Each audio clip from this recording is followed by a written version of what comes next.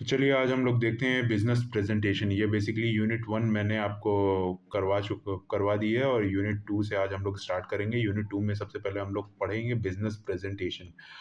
Business presentation क्या होती है? बेसिकली बिज़नेस प्रेजेंटेशन जब भी आप किसी बड़े ऑफ़िस में रहते हैं या आप किसी कंपनी में रहते हैं या आप असिस्टेंट प्रोफ़ेसर हैं, तो आप बेसिकली कोई भी चीज़ को आप प्रेज़ेंट करते हैं। जैसे मैं आपको ये पढ़ा रहा हूँ, तो ये प्रेज़ेंटेशन है। मैं आपको कुछ दिखा रहा हूँ, आप लोग उसे देख रहे हो और उस चीज़ को समझ रहे हो। मैं बोल रहा हूँ, मैं आपको ये चीज़ समझा रहा हूँ। तो ये हो गई presentation. Business presentation basically work place में होती है। बेसिकली ये कॉल के माध्यम से की जा सकती है, वीडियो कॉन्फ्रेंसिंग या इनफॉर्मल टॉक्स या speeches.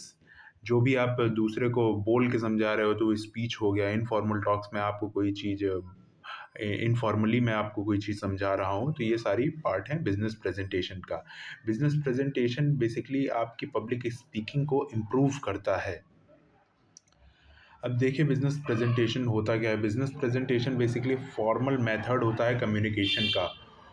Business presentation originally delivered by the individual speaker to number of people acting as a listener audience।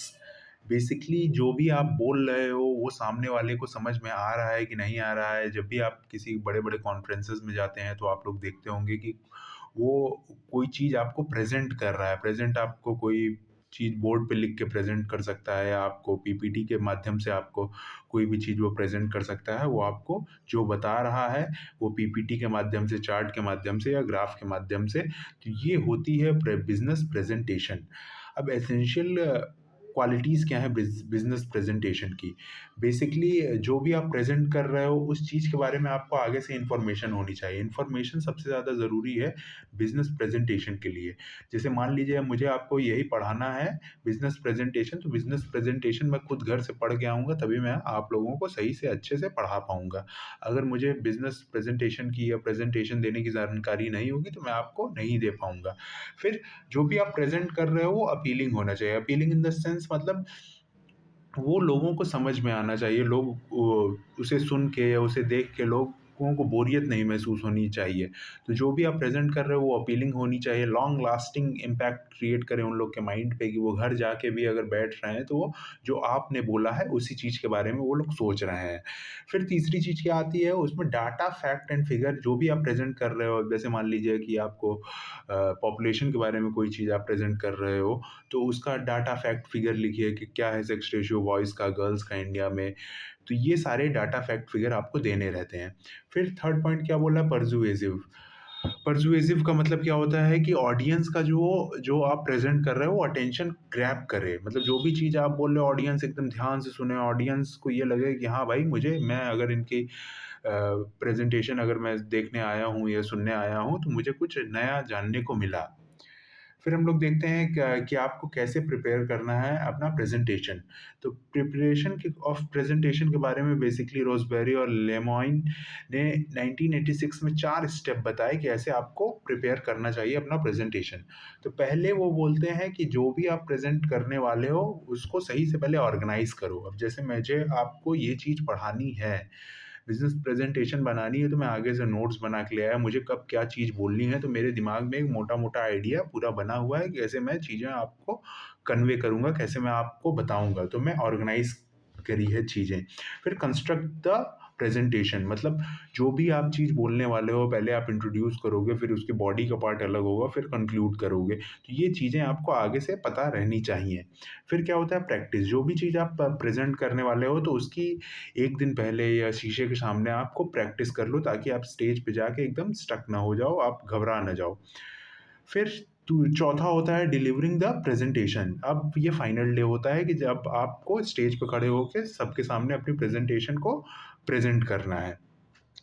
तो इसमें ये बोल रहा है कि आपको केवल उसके वर्ड्स ही नहीं पढ़ने हैं। आप जैसे कोई चीज़ प्रेजेंटेशन, अब जैसे मैं ये लिखा है ऑर्गेनाइज, तो organize way you are going to organize the information. अब ये चीज़ मैं केवल पढ़ के फिर आगे जितनी चीज़ लिखी है वो मैं पढ़ लूँ, तो इसका कोई मीनिंग नहीं रह जाता है अनटिल अनलेस जब तक दूसरे को आप इस चीज़ के बारे में ना समझा दो, उसे समझ में आना चाहिए। आप प्रेज़ेंट कर रहे हो सामने, तो आपको केवल वर्ड नहीं रीड करना है और जो भी आप बोल रहे हो उसकी क्लैरिटी होनी चाहिए। आप डिफरेंट एग्ज़ाम्पल दो, आप उन लोग का फीडबैक माँगो कि आपको समझ में आया या नहीं आया। तो ये होती है एक अच्छे प्रेज़ेंटेशन की क्वालिटी।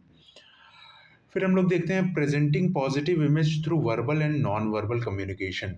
मतलब जो भी चीज़ verbal and non verbal communication basically क्या होता है, जो भी चीज़ आप प्रेजेंट कर रहे हो उसे वर्बली या नॉन वर्बल कम्युनिकेशन से, जैसे आप नॉन वर्बल में आप देखते होंगे कि कई लोग अपना हाथ हिला हिला के चीज़ें प्रेजेंट करते हैं, अपनी आई ब्रॉड कर लेते हैं, कॉन्ट्रैक्ट कर लेते हैं।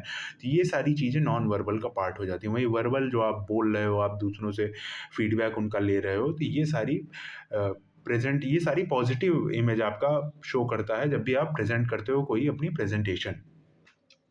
और सबसे बड़ी बात है कि जो भी चीज़ आप प्रेज़ेंट करने जा रहे हो, तो कहा जाता है first impression is the last impression. तो जो भी चीज़ आप प्रेज़ेंट करने जा रहे हो, उसको अगर आप अच्छे से प्रेज़ेंट कर लिए, तो एक सामने वाले के माइंड में ये बना रहेगा कि हाँ, ये प्रेज़ेंटेशन अच्छी दे रहा है।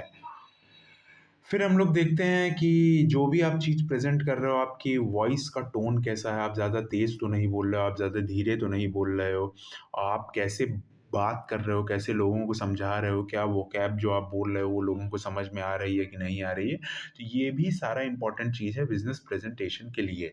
फिर हम लोग देखते हैं non verbal cues. Non verbal cues basically क्या होता है?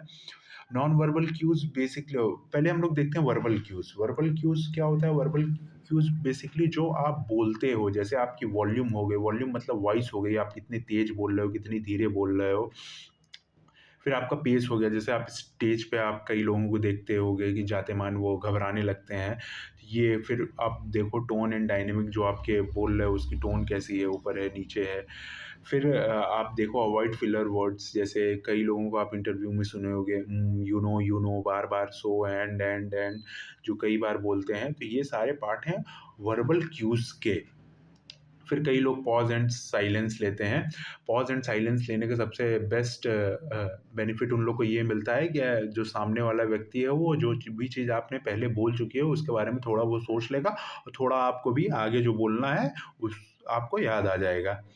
तो ये आइडिया को ब्रिज करने में ये मदद करता है। फिर हम लोग देखते हैं non verbal cues. Non verbal cues basically significant part है कम्युनिकेशन प्रोसेस का। नॉन वर्बल क्यूज़ बेसिकली क्या होता है कि आपका पोस्चर कैसा है, आपका गेस्चर कैसा है। पोस्चर मतलब आप कैसे खड़े हो, आपका गेस्चर कैसा है, आपका फेस ज़्यादा एंगर वाला तो नहीं है, आप हमेशा स्माइल करते रहिए। फिर जो आपका आई कॉन्टैक्ट बन रहा है कि नहीं बन रहा है ऑडियंस के साथ, ऑडियंस आपको सुन रही है कि नहीं सुन रही है, ये सारा पार्ट है नॉन वर्बल क्यूज़ का। आपकी बॉडी लैंग्वेज क्या है, फेशियल एक्सप्रेशन क्या है, आप कैसे दिखाई दे रहे हो। जैसे अब कई लोग बिना बाल-वाल झाड़े ही पहुँच जाते हैं कॉन्फ्रेंस में, तो अच्छे से आपको एकदम आपको अपीयरेंस अपना अच्छा रखना है जब भी आप प्रेज़ेंटेशन देने जाओ। तो ये सारा चीज़ पार्ट हो गई नॉन वर्बल क्यूज़ का। फिर हम लोग देखते हैं कि फिर हम लोग देखते हैं ऑडियो विजुअल एड्स क्या होता है।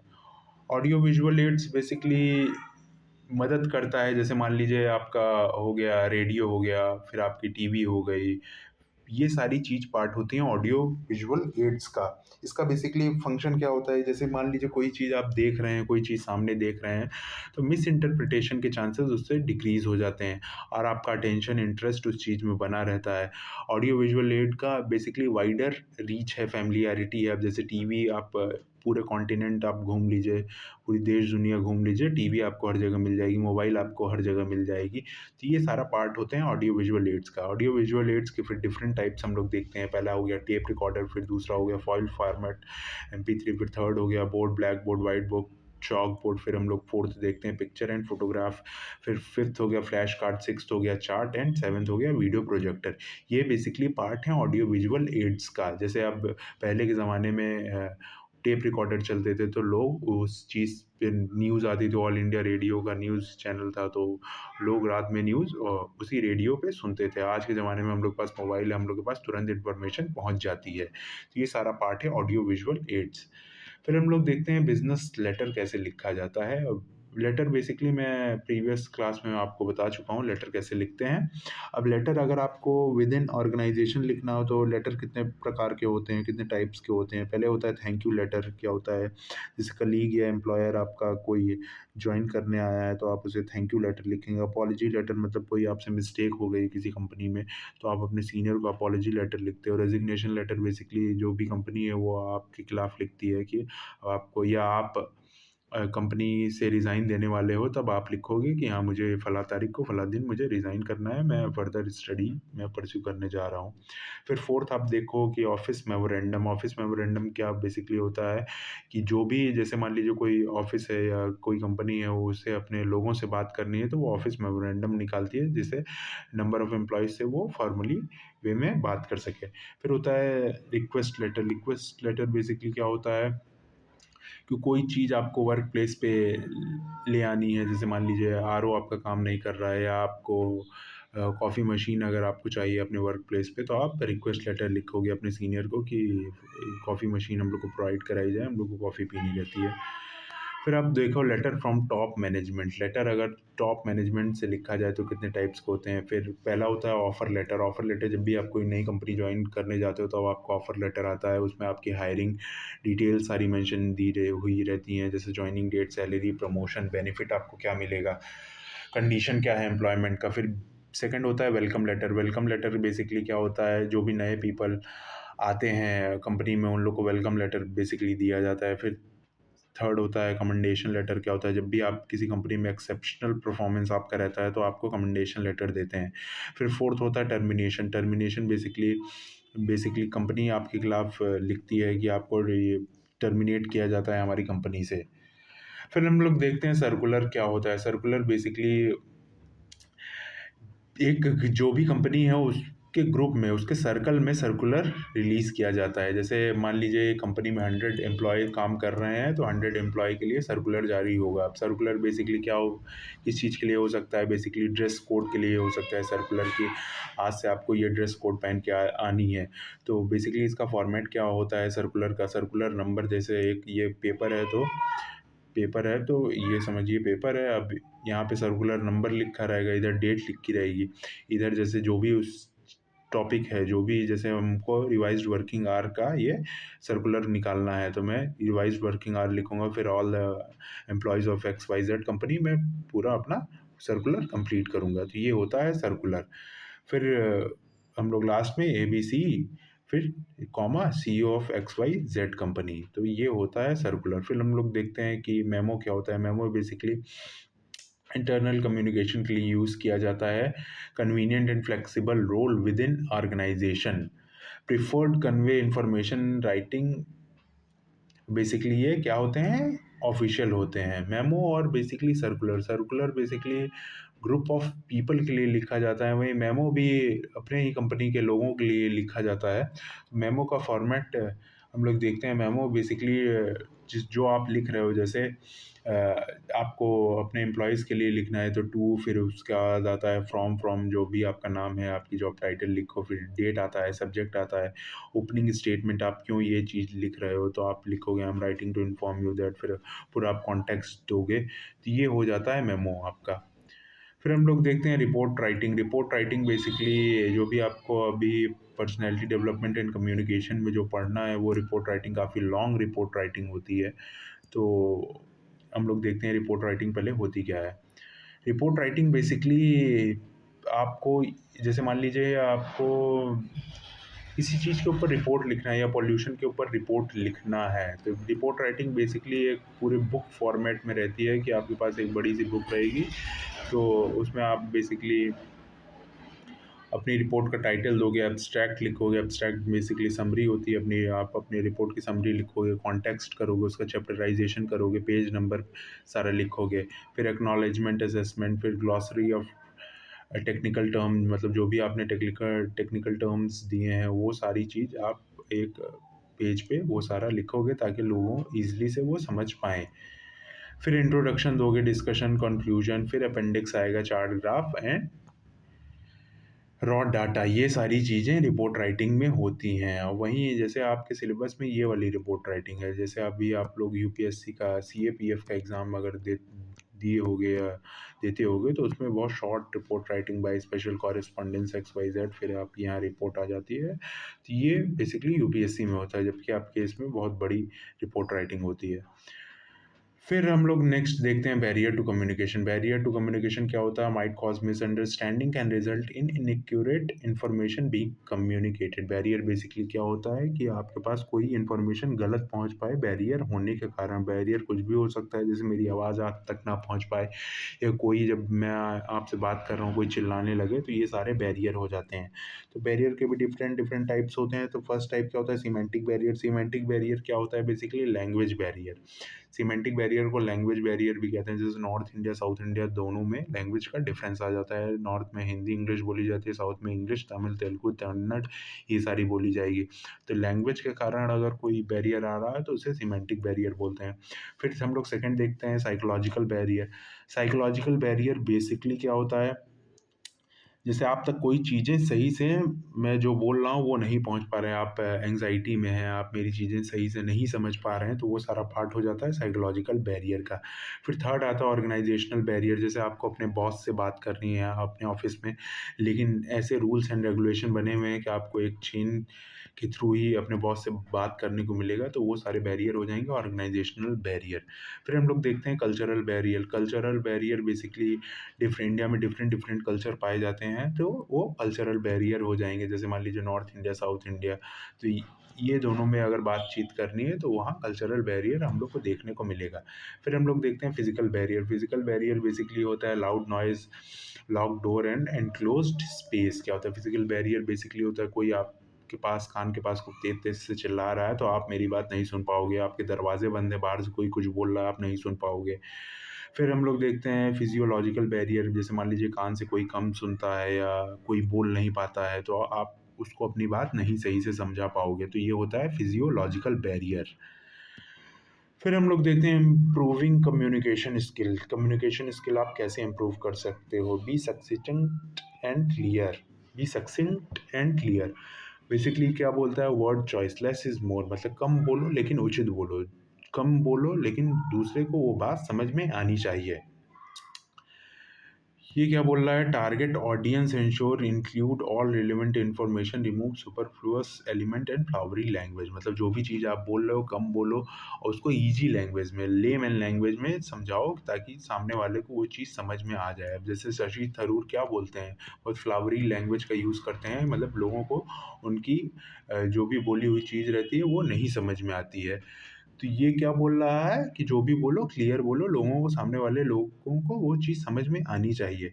फिर क्या हो रहा है? Be prepared before time. मतलब जो भी बोलने जा रहे हो उसकी पहले से प्रैक्टिस कर लो, 1 या 2 बार 3 बार, ताकि जो भी आज चीज़ आप नेक्स्ट डे बोलोगे वो चीज़ों को, उस जो अभी आप बोल रहे हो वो सामने वाले को समझ में आ जानी चाहिए। फिर थर्ड क्या होता है? Be aware of non verbal cues. जैसे आप जो भी बोल रहे हो आपका फेशियल एक्सप्रेशन क्या होना चाहिए। जैसे आप कोई मर गया है तो आप जाके वहाँ लगो हंसने, तो ये सारी चीज़ें आपको देखनी पड़ती है। जो भी बोल रहे हो आपका फेशियल एक्सप्रेशन भी, आपके हैंड गेस्चर भी उसी तरह रहने चाहिए। फिर चेक ऑन योर टोन। जो भी बोल रहे हो ज़्यादा किसी से गुस्से से ना बात करो, ज़्यादा हंस हंस के किसी से ना बात करो, तो ये बोल रहा है चेक ऑन योर टोन। फिर क्या होता है? Practice active learning. मतलब बोलने से ज़्यादा आज हम लोग दुनिया में देखते हैं कि हमें बोलना बहुत कुछ रहता है, लेकिन हम सामने वाले की कुछ सुनना नहीं चाहते हैं। तो सामने वाला जो बोल रहा है उसे सुनने की भी कोशिश करनी चाहिए, ताकि हम कुछ नया सीख सकें।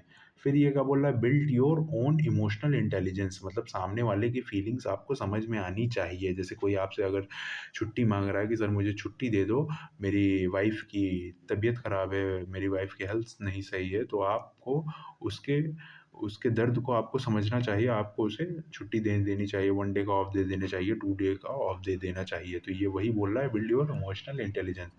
फिर क्या हुआ? तो ये बोल रहा है 7 develop work place strategy for communication. क्या होता है?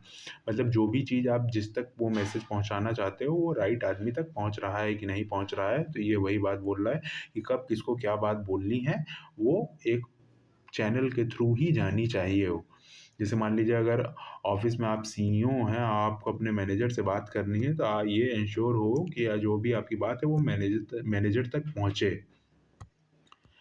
फिर हम लोग नेक्स्ट देखते हैं नॉन वर्बल कम्युनिकेशन बेसिकली क्या होता है? नॉन वर्बल कम्युनिकेशन वही है कि आपकी बॉडी लैंग्वेज, फेशियल एक्सप्रेशन क्या होता है, ये सारी चीज़ें मैं पढ़ा दिया। बॉडी लैंग्वेज, पर्सनल स्पेस में जैसे नॉन वर्बल कम्युनिकेशन, आप किसी स्टेज पे जा रहे हो, इस स्टेज पे आपको परफॉर्म करना है, आपको अपनी प्रेजेंटेशन देनी है, तो उस स्टेज का लेंथ एंड ब्रेथ, आपको कितना आगे चलना है, कितना पीछे चलना है, कितना लेफ्ट राइट मुड़ना है, वो सारी चीज़ें आपको आगे से पता रहनी चाहिए। फिर टच, अपीयरेंस, आर्टिफैक्ट, जैसे आप नॉन वर्बल कम्युनिकेशन का आर्टिफैक्ट का कि आप पुलिस वाले को देख के ये कैसे पहचान जाते हो ये पुलिस वाला है, तो उनकी यूनिफॉर्म देख के। डॉक्टर को आपको देख के समझ में आ जाता है कि ये डॉक्टर है।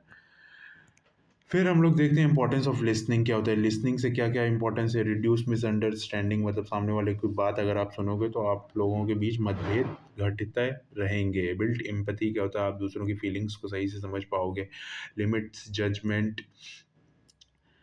फिर क्या फोर्थ बोल रहा है कि improve business relationship, increase productivity, enhance leadership skill. दूसरों की बात सुनना बहुत ज़्यादा ज़रूरी है, तभी आपकी लीडरशिप स्किल इम्प्रूव होगी, आपकी प्रोडक्टिविटी इम्प्रूव होगी। दूसरों की बात सुननी चाहिए। फिर हम लोग देखते हैं इमोशनल इंटेलिजेंस क्या होता है। Emotional intelligence basically enhance empathy, enhance interpersonal relation, leadership quality, work best together, feeling affect our behavior। Basically emotional intelligence आपकी एम्पैथी को एनहांस करता है, जो भी आप दूसरों की फीलिंग्स समझ रहे हो कि नहीं समझ रहे हो, आपके बिहेवियर में चेंज ले आता है। सामने वाला फिर आपको और ज़्यादा प्यार करेगा अगर आप उसकी फीलिंग सही से समझ पा रहे हो कि नहीं। तो इसके भी डिफरेंट मॉडल्स होते हैं। पहला मॉडल होता है इसका एबिलिटी, दूसरा मॉडल होता है ट्रेट। तो एबिलिटी हम लोग देखते हैं, एबिलिटी बेसिकली आपकी टैलेंट होता है, स्किल आपके पास क्या है, आप कैसे अपनी बात को प्रस्तुत कर रहे हो, आपके अंदर वो टैलेंट है कि नहीं है। ये सारी चीज़ें एबिलिटी में आ जाएंगी, कैसे आप सिचुएशन को हैंडल करते हो। ट्रेट क्या होता है? ट्रेट बेसिकली ज़्यादा फोकस इसका रहता है पर्सनैलिटी फैक्टर के ऊपर कि आपके अंदर वो क्वालिटी है कि नहीं, जो भी आप अगर परिस्थितियाँ विपरीत हो जाएँ या परिस्थितियाँ कंडीशन आपके अपोज़िट में काम करने लगे तो आपका रिएक्शन क्या रहेगा। तो ये ट्रेट फैक्टर आपके पर्सनैलिटी के ऊपर ज़्यादा फोकस करता है। फिर इसका इम्पोर्टेंस क्या होगा? आपकी कम्युनिकेशन स्किल को ये इंक्रीज़ करेगा, इंटरपर्सनल रिलेशन आपके अच्छे होंगे, आप अवेयर रहोगे अपनी चीज़ों को लेकर, आपका टाइम मैनेजमेंट बढ़िया होगा, लीडरशिप स्किल आपके अंदर आएँगे और कॉन्फ्लिक्ट रिज़ॉल्यूशन का आप बहुत बढ़िया तरीके से कॉन्फ्लिक्ट को रिज़ॉल्व करा पाओगे। फिर हम लोग देखते हैं टीम वर्क क्या होता है। टीम वर्क बेसिकली ये होता है when you collaborate with one or more individual who share the same goal. जब भी आप किसी से इंटरैक्ट करते हो जिसका सेम गोल है, आप लोगों को एक सिंगल जगह ही आप लोगों का गोल है, आपको वो टारगेट अचीव करना है, तो ये टीम वर्क कहलाता है। इसमें basically diverse thought, different perspective क्या होता है, different approach contribute to success and learning क्या होता है। डिफरेंट डिफरेंट लोग रहेंगे तो डिफरेंट डिफरेंट सोचने की टेक्निक रहेगी। तो ये सारे डिफरेंट डिफरेंट आइडियोलॉजी मिलके सक्सेस आपको दिलाती हैं, क्योंकि आप लोग का एंड गोल सेम रहता है। टीम वर्क में एंड गोल सबका सेम रहता है। फिर वहीं इंडिविजुअल वर्क क्या होता है? इंडिविजुअल वर्क बेसिकली होता है process of completing task independently. What you want you have complete control, your efficiency will increase. मतलब इंडिविजुअल वर्क में आप केवल अकेले ही अपना काम करना चाहते हो, आप किसी टीम के साथ अपना काम नहीं करना चाहते हो। तो इसके फ़ायदे और जो भी नुकसान रहेगा सब आप ही के सर पे ये सारे चीज़ आता रहेगा। इससे आपकी डिसीज़न मेकिंग, प्रोडक्टिविटी, आपकी रिस्पॉन्सिबिलिटी ज़्यादा इंक्रीज़ होगी। फिर हम लोग देखते हैं लीडरशिप स्किल क्या है। लीडरशिप स्किल बेसिकली एबिलिटी और स्ट्रेंथ होती है used to guide, motivate and support a group toward a share objective. क्या होता है? जो भी आपका शेयर्ड ऑब्जेक्टिव है, आप उसके लिए आप एक साथ मिल के काम करते हो, यही होती है लीडरशिप स्किल। क्या होता है? Motivate and support a group toward a share objective. अब स्किल भी डिफरेंट टाइप्स की होती हैं। पहली होती है सॉफ्ट स्किल। क्या होता है? सॉफ्ट स्किल में आपकी कम्युनिकेशन हो गया, कॉन्फ्लिक्ट रिजोल्यूशन हो गया, एम्पैथी हो गया, इंटीग्रिटी हो गया। Integrity basically highest form of honesty होता है। कम्युनिकेशन में बता ही चुका हूँ। कॉन्फ्लिक्ट रिजोल्यूशन मतलब आप जो भी आपके ऑफिस में कॉन्फ्लिक्ट हो रहे हैं या आप ही किसी से झगड़ा करने वाले हो, तो आप उससे रिजॉल्व कर पा रहे हो कि नहीं कर पा रहे हो। तो ये सारी लीडरशिप स्किल का ये सारा पार्ट है। फिर हम लोग देखते हैं स्ट्रेटजिक स्किल क्या होता है। स्ट्रेटजिक स्किल बेसिकली होता है डिसीजन मेकिंग, आप कोई भी डिसीजन ले पा रहे हो कि नहीं। फिर प्रॉब्लम सॉल्विंग, डेलीगेशन मतलब होता है असाइनिंग टास्क, अपना टास्क दूसरों को असाइन करना ताकि वो आपके लिए काम करें। ये सारी चीज़ होती है लीडरशिप स्किल। अगर आपको मेरी वीडियो पसंद आई हो तो इसे लाइक, शेयर एंड सब्सक्राइब ज़रूर करिएगा। आपके एग्ज़ाम आने वाले हैं, वीडियो को अच्छी तरीके से देखिए, नोट्स बनाइए, एक बार नहीं समझ में आ रहा 2, 3, 4 बार चाहे जितनी बार देखिए और अच्छे नंबर लेके आइए।